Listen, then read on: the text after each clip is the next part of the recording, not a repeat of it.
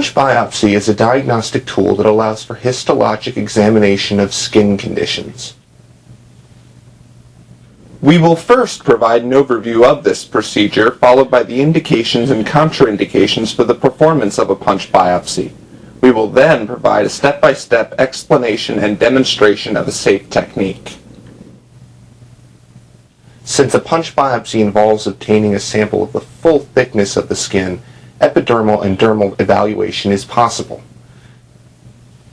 It is easy to learn how to perform a punch biopsy, and the procedure has a low risk of causing clinically important scarring, bleeding, or infection. Punch biopsies aid in the diagnosis of pigmented lesions and in the diagnosis of suspected skin cancers, generalized skin eruptions, blistering disease, and vasculitides.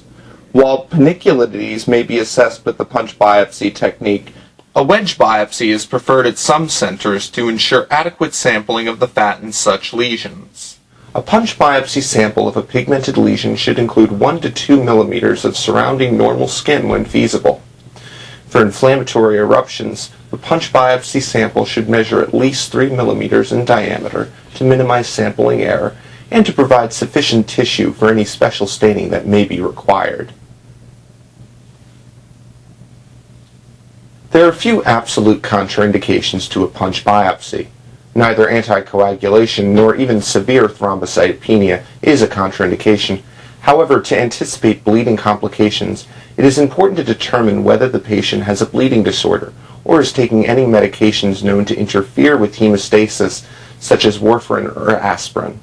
Ask whether the patient has known allergies to local anesthetics, antiseptics, or topical antibiotics, and any reactions to tape. Although true allergic reactions to lidocaine are rare, if a patient reports a history of a reaction to lidocaine, then a non-amide anesthetic, that is an ester anesthetic, such as tetracaine, may be used instead. More often, patients will report adverse reactions to epinephrine, which is routinely added to lidocaine to hasten the onset of anesthesia and to decrease bleeding during a procedure. A plain lidocaine solution without epinephrine may be used in such patients and in patients who are pregnant. Unless a specific lesion must be sampled, the biopsy site should be selected to obtain the maximal diagnostic yield to minimize adverse aesthetic consequences. There are several other issues to consider when selecting a biopsy site. Fresh lesions without excoriation or secondary infection will provide the best diagnostic information. A specimen taken from dependent areas such as the lower legs may have venous stasis, which may confound the histologic picture. In addition, the legs often have poorer wound healing and are susceptible to infection. If you have a choice, avoid doing a punch biopsy on the lower extremities. Biopsies performed on the back can have poor aesthetic results because the scars may stretch. Avoid doing punch biopsies on the face whenever possible. If obtaining a specimen from the face is unavoidable, remember that scars behind the ears, under the jaw, and at the hairline are the least visible. Plunging a biopsy punch into the temple, a finger, or the jaw may result in substantial injury to a nerve or artery. It is also possible to lose a biopsy site once it heals, as the lesion may no longer be visible, which may be problematic if further treatment is indicated. Taking a photograph of the marked biopsy site with the patient's consent is recommended. Set up a standing tray with a clean disposable cover and place all necessary materials on the tray. While exercising clean technique is important, it is not necessary to maintain a sterile field. You will need alcohol pads, a local anesthetic, gloves, tooth forceps, scissors, suture material, gauze, a needle driver, the punch instrument itself, and a specimen bottle that contains formalin. Although not shown here to protect the privacy of the patient, the specimen bottle label should include the patient's name, identification number, biopsy site, and the date. For a 2 or 3 millimeter punch biopsy, it is acceptable to use a hemostatic agent such as Moncell's or ferric subsulfate solution alone without suturing the defect. Although Moncell's solution is an excellent hemostatic agent, it may tattoo the skin. Thus, some practitioners prefer aluminum chloride to achieve hemostasis. For small punch biopsies, the aesthetic outcome can be satisfactory to excellent when the wound is left to heal by secondary intention, that is, healing without suturing. This option also has the added benefit of not requiring the patient to return for suture removal. For larger biopsies, the wound should be closed with a non-absorbable suture such as nylon or polypropylene. In general, for thick skin such as the skin on the back or volar skin, a 3-0 reverse cutting suture is advised. A 5-0 suture is recommended for the face, and a 4-0 suture for the rest of the body. The vast majority of skin biopsies are transported in formalin for routine hematoxylin and eosin staining. If a tissue culture is needed, sterile technique should be used. The specimen must be placed on a 2 by 2 inch piece of sterile gauze pre-moistened with 10 cc's of saline that is not bacteriostatic inside a sterile cup such as a urine sample container. For immunofluorescence studies, Michel's solution containing ammonium sulfate is used as transport medium. Glutaraldehyde is used as transport medium for electron microscopy studies. When performing any medical procedure, it is important to educate the patient regarding its indications, risks, and benefits. After answering any questions or concerns the patient has, formal written consent must be obtained. Following appropriate timeout protocol, verify the biopsy site and side with the patient. To optimize the performance of a punch biopsy, have the patient recline on the examination table. This will allow good visibility of the site and easy access to it. Begin the procedure by cleaning the area with an alcohol swab. If the lesion is poorly demarcated, it can be outlined with a skin marking pen before the procedure. Anesthetize the area by inserting the needle parallel to the lesion and slowly raising an intradermal bleb under it. If necessary, while the needle is still in the skin, partially withdraw it and reset the angle of the tip to anesthetize the area more widely and deeply. The effects of lidocaine are almost instantaneous.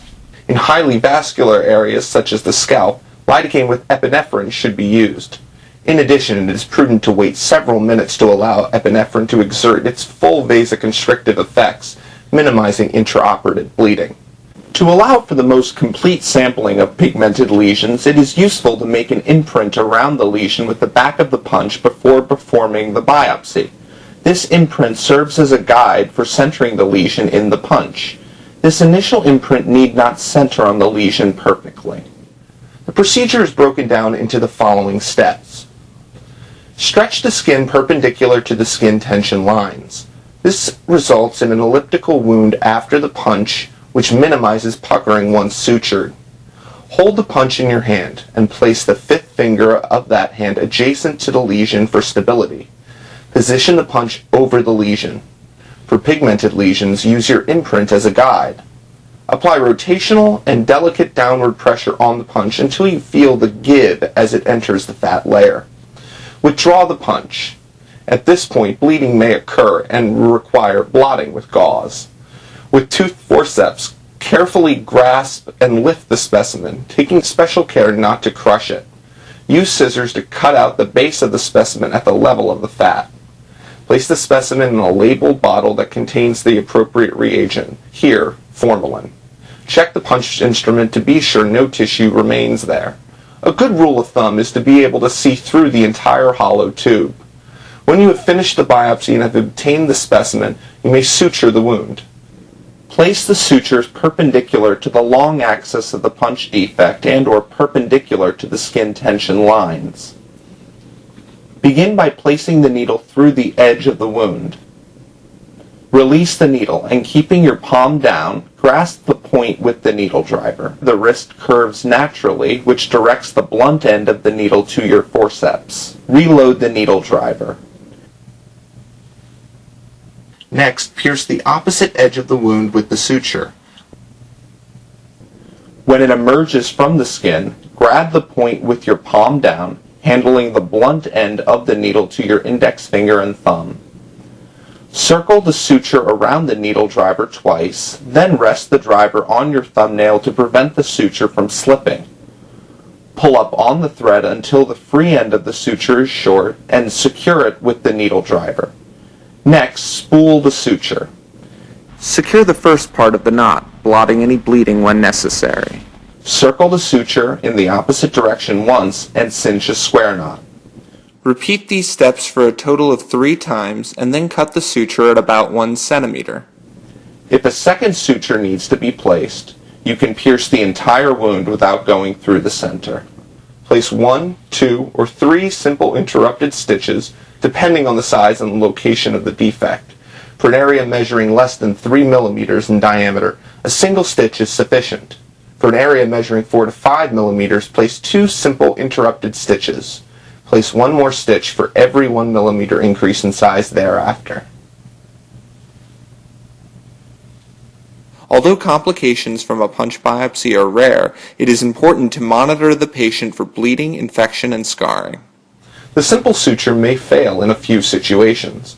For larger punch wounds and lax skin, the wound edges may invert with a simple suture. A vertical mattress suture is more appropriate in this case to evert the wound edges. On volar skin, the suture material may cut through the tissue, so bites further away from the punch defect are needed. Also, a 3/0 nylon suture will be less likely to cut through tissue than smaller caliber sutures. On the scalp, bleeding may be brisk. The assistant can occlude the punch defect with a cotton tip applicator so the surgeon can visualize suture placement. Alternatively, place the corner of a gauze at the punch defect. The gauze will absorb the blood flow by capillary action, allowing for visualization for suture placement. In patients with thrombocytopenia or those taking an anticoagulant, it is typical to place a pressure dressing over the sutured site to prevent late onset bleeding. It can be left on for 24 hours. Remember the anatomy when performing a punch biopsy so that you avoid damage to major blood vessels and nerves. For example, avoid punching medial and lateral digits and palpate for the temporal artery before biopsying near the temple. When performing a punch biopsy on the palm, for instance, recall that there is very little subcutaneous fat and that once the entire dermis is breached, the instrument is essentially at the level of the fascia.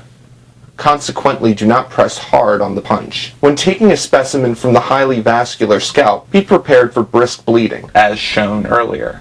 The bleeding can be easily controlled with the application of pressure and the placement of the first suture. When performing a biopsy on the lip, which is highly vascular and extremely pliable, use a Calazian clamp to allow for easy handling and intraoperative hemostasis. In infants, the subcutaneous fat will push the specimen up, making it relatively easy to grab. Therefore, you will not need to punch much beyond the dermis. The application of a topical antibacterial agent after a punch biopsy is discouraged because allergic reactions are common. The biopsy site should be cleaned with soap and water twice a day. After cleaning, petroleum jelly should be applied to aid healing. Sutures should be removed if necessary 1 to 2 weeks after the procedure, depending on their location. Sutures placed on the face should be removed within 1 week, and sutures on other parts of the body should be removed within 10 to 14 days after the procedure to minimize the risk of track marks and scarring.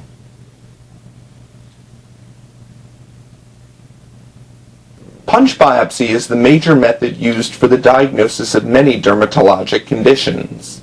Provided you select the site judiciously, are confident that you can achieve hemostasis, and have a pathologist to assess and diagnose histopathological features of the skin, the punch biopsy technique is a helpful procedure for physicians across a broad spectrum of specialties.